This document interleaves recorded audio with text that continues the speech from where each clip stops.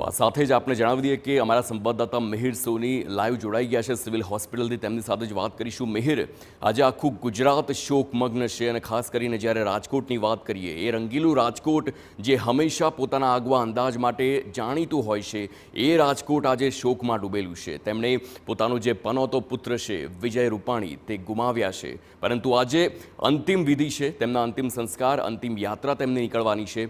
આખું શું જે પ્રકારનું આખું આયોજન છે, થોડીક જ વારમાં જ્યારે સિવિલ હોસ્પિટલ પરિવાર પહોંચવાનો છે ને ત્યાંથી લઈને રાજકોટ સુધીની સફર શું આયોજન કરવામાં આવ્યું છે તંત્ર તરફથી?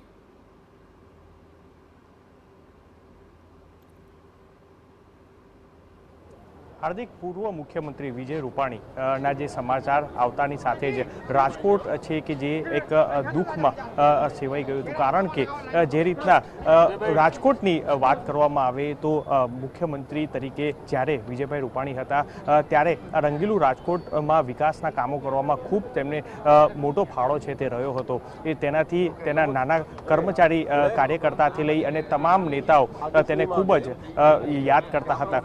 આ ઘટના બાદ હવે તેમનો જ્યારે ડીએનએ સેમ્પલ છે કે જે ગઈકાલે છે તે મેચ થઈ ગયું હતું અને ત્યારબાદ આજે તે હું એક વખત દ્રશ્ય બતાવીશ કે જે સિવિલ હોસ્પિટલના પીએમ રૂમના કે ત્યાંથી થોડીક જ વારમાં જે પૂર્વ મુખ્યમંત્રી વિજય રૂપાણીનો પાર્થિવ દેહ છે કે તેને અહીં જે પીએમ રૂમની બહાર છે કે તે લાવવામાં આવશે અને ત્યારબાદ અહીં મુખ્યમંત્રી ભૂપેન્દ્ર પટેલ, આરોગ્ય મંત્રી ઋષિકેશ પટેલ સહિતના સ્થાનિક ધારાસભ્યો અને તમામ નેતાઓ છે, સાથે જ રાજ્યના DGP Vikas Sahay, police commissioner GS Malik, crime branch, સાથે જ ચેતક કમાન્ડો સહિતના તમામ અધિકારીઓ છે કે જે અધિકારીઓ અહીં આ પાર્થિવ દેહને જે અંતિમ દર્શન કરી અને ફૂલહાર કરશે। પરંતુ તે પહેલાં જ અત્યારે હાલ પૂર્વ મુખ્યમંત્રી વિજય રૂપાણીના પરિવારથી જે ગાંધીનગર નિવાસસ્થાને હતું ત્યાંથી તે લોકો રવાના થયા છે। 11:30 વાગ્યાની આસપાસ આ પાર્થિવ દેહ છે તે પરિવારને સોંપાશે, પરંતુ તેને પાર્થિવ દેહ સોંપાય તે પહેલાં જ અહીંયા જે આ દ્રશ્યોમાં દેખાતા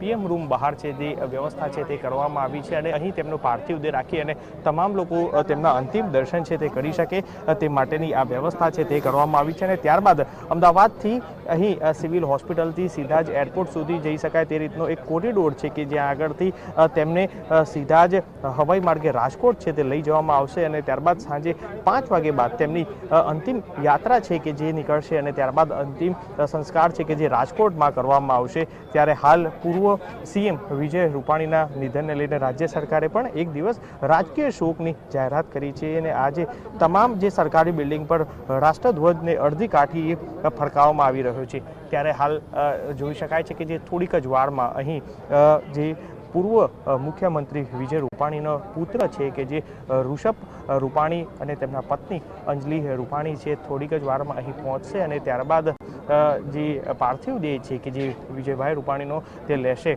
ત્યારે વિજય રૂપાણીના પુત્ર ઋષભ રૂપાણીએ એક તેને લાગણી હોવાના કારણે તેમને તમામ લોકોને એક રિક્વેસ્ટ કરી હતી કે તેમને તેમના પિતાનો અંતિમ ઈચ્છા તેમને વ્યક્ત કરી હતી અને કહ્યું હતું કે તેમનો ચહેરો છે કે જે ચહેરો અમને જોવા મળે, જેને લઈને અત્યારે હાલ તે બાબતે પણ તેને સમજાવવામાં આવ્યા હતા। મુખ્યમંત્રીથી લઈ અને આરોગ્ય મંત્રી દ્વારા પણ જ્યારે ઋષભ રૂપાણીને સમજાવવામાં આવ્યા હતા અને કહ્યું હતું કે હાલ આ જે દુર્ઘટના સર્જાઈ હતી અને જેના કારણે જે મૃતદેહ છે કે તે અર્ધ બળેલી હાલતમાં હોવાના કારણે કે કોઈ પણ ચહેરો ન જોવાય તે માટે તેમને સમજાવવામાં આવ્યા હતા, પરંતુ પુત્ર તરીકે તેની લાગણી અને તેના કારણે તેને એક આ ઈચ્છા વ્યક્ત કરી હતી કે મારી આ અંતિમ ઈચ્છા છે કે મારા પિતાનો મને ચહેરો જોવા દો।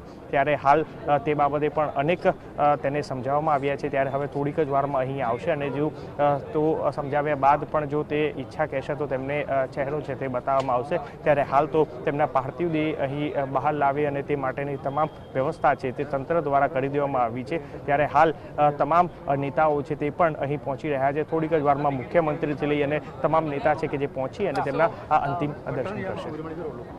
મિહિર, વિજય રૂપાણીનું મૃત્યુ થયું છે, આ બહુ મોટી ખોટ છે, કારણ કે વિજય રૂપાણીની રાજકીય સફરની વાત કરીએ, એક સામાન્ય કાર્યકરથી તેમણે શરૂઆત કરી અને આ સફર મુખ્ય પ્રધાન સુધી પહોંચી છે। આ કોઈ નાની સફળતા નથી, આ કોઈ નાનું તેમનું એ નથી, પરંતુ સવાલ એ થાય કારણ કે જ્યારે કોમન મેન તરીકે ઓળખાતા વિજય રૂપાણી તેમને વિપક્ષના લોકો પણ એટલા જ પસંદ કરતા હતા અને આખી તેમની સફળતાની ગાથા આપણે સૌએ સાંભળી છે. અલગ અલગ તેમની અલગ અલગ સિદ્ધિઓની વાત કરીએ.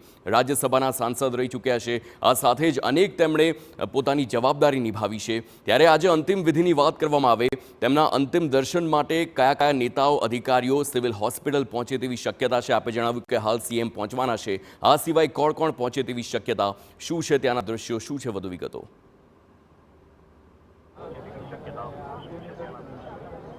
હાર્દિક, વિજયભાઈ રૂપાણીએ ગુજરાતના વિકાસ માટે ખૂબ મોટો ફાળો આપ્યો છે. તે કોમન મેન તરીકે જોવા મળ્યા છે. તેને કોઈ પણ જવાબદારી આપવામાં આવી હોય પાર્ટી તરફથી, તેમને ખૂબ સ્વેચ્છાએ અને એક પોતે ખુશી વ્યક્ત કરી અને આ ઈચ્છા છે તે તેમની દર્શાવી અને તેને આ કામ છે તે કર્યું છે. વાત કરવામાં આવે તો તેમનો એક અંતિમ વિડીયો કે જ્યાં એક કાર્યક્રમ હતો ત્યાં પણ તેમને જોવા મળ્યા હતા કે જ્યાં આગળ 5 વર્ષનો એક છોકરો છે કે તેને કોઈ પણ નહીં પરંતુ તરત જ સીધો વિજયભાઈને ભેટી અને ત્યારબાદ તેને વહાલ કરતા જોવા મળ્યા હતા. એટલે એક કોમન મેન તરીકે વિજયભાઈ રૂપાણી એક મોટી ખોટ છે કે જે જોવા મળશે પાર્ટીમાં, કારણ કે તે સામાન્ય કાર્યકર્તાથી લઈ અને મુખ્યમંત્રી અને રાજ્યસભાના થી લઈ અને તમામ જગ્યાએ જે તેમને કામ કર્યું છે તે તમામ લોકો તેમને સતત યાદ છે તે કરી રહ્યા છે. ત્યારે હાલ તેમના અંતિમ દર્શન રાજકોટવાસીઓ તમામ લોકો કરી શકે અને તે માટે આખી અંતિમ યાત્રા છે તે કરવાની આખી વ્યવસ્થા છે તે કરવામાં આવી છે કે જે એરપોર્ટ રૂટથી લઈ અને ત્યારબાદ તેમના નિવાસ સ્થાને લઈ જવામાં આવે અને ત્યારથી જે અંતિમ યાત્રા અંતિમ સંસ્કાર માટે નીકળે તે માટેની અંતિમ યાત્રાનો આખો એક મોટો રૂટ છે તે પણ બનાવવામાં આવ્યો છે અને જેમાં આખું રાજકોટ છે તે જોડાઈ શકે છે. રાજકોટવાસીઓ તમામ લોકો જોડાઈ શકે છે અને તે માટે ઘણા રસ્તા છે તે સ્વેચ્છાએ બંધ કરી દેવામાં આવ્યા છે.